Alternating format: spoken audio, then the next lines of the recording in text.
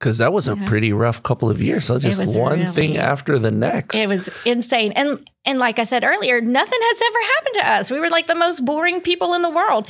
So this really totally blindsided us and like, whoa, you know, this is crazy. So just a whole lifetime of trials within just a couple of years. Exactly. And because just one of those things. It is crazy. And now I'm like, you know what? If we could get through that, we can get through anything. And that's how I feel. And I think that that's what we've told our kids too. Like, look what we went through.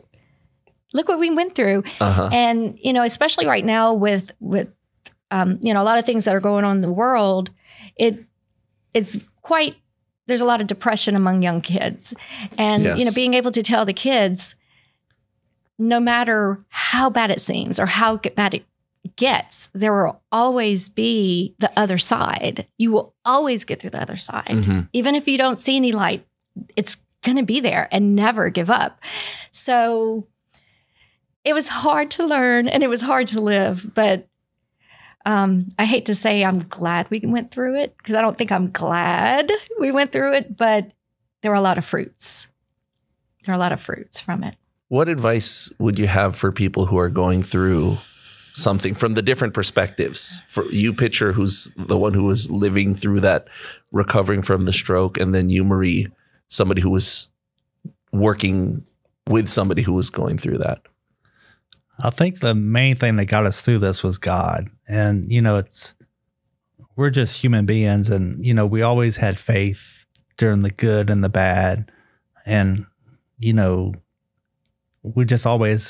God was always there for us. And, you know, and our marriage has always been so much stronger when we do stuff with God, like retreats and stuff in the church. And, you know, I feel that's what really got us through this. And, you know, it came to my brain a minute ago, but I was thinking about the St. Joseph's consecration.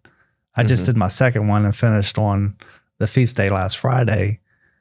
And I feel like this one has given us so much. I mean, like I can see stuff that happened from that Friday. And this goes back to the stroke. Like when we first got married, we would say a decade of the rosary every night.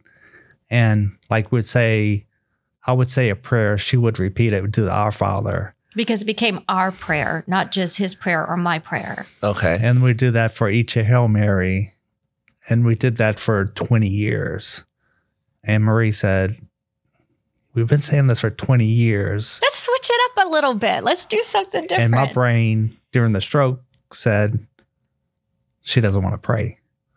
And, you know, because I'm good how you perceived it. Yeah. And I'm good with saying the same thing every single day. And you can eat the same thing every single day. Yeah, I had prayer corps that I would say the same prayers. And I love saying these same prayers. And it got old for her. And it took us 2 years to get back into it. And it was like that Friday, I said, I'm not going through this whole Lent without us starting to say our prayers. And we just brought it up again. And it was just like, oh, it's been so great. Because, I mean, we kind of know what on each of our hearts, what we're praying for. And it just kind of out loud kind of brings us together, where we're praying for the family, for our own needs, for the business. And so it's just been so great that, you know,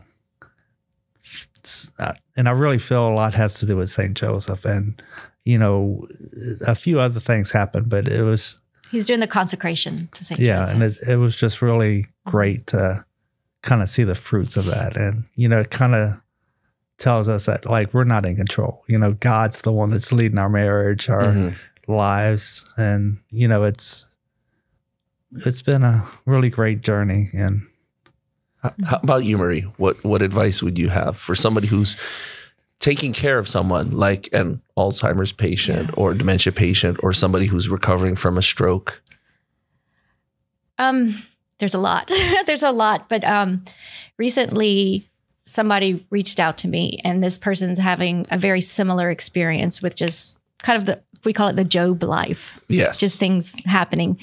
And he said, and I haven't heard from this person in quite a while. And he's like, I just didn't know who else to talk to.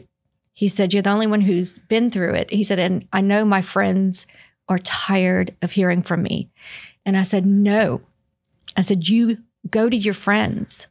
They're the ones, they want to be there for you. Don't hide these things from your friends. Tell them that you need them for support. You need them to pray for you, because that is what's going to get you through this, or your friends' prayers. And, there were some things that I did hide from people, but that was to respect his dignity.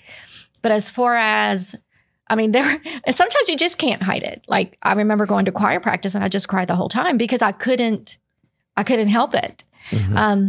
And find the one constant in your life, find something that's constant. And for me, that was going to choir practice every week.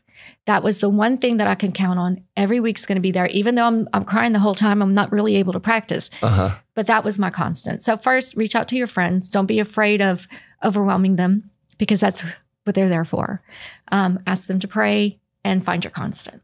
What would you say to people, to the friends? What advice would you give to them? Listen. You don't have to say anything.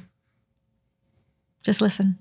I know sometimes people want to give advice. Don't give advice. They want to say something. And I remember it's going to get better. It's going to get better. But you don't know that. You can't tell somebody it's going to get better. And I know that sounds kind of harsh, but just we're praying for you. We're here. Whatever you need, we're here. So that's what somebody going through something like that would like to hear. We're here for you. That's what I wanted. That's what I needed to hear. Everybody's different, but that's what I would do. Yeah. Build your support system of prayers.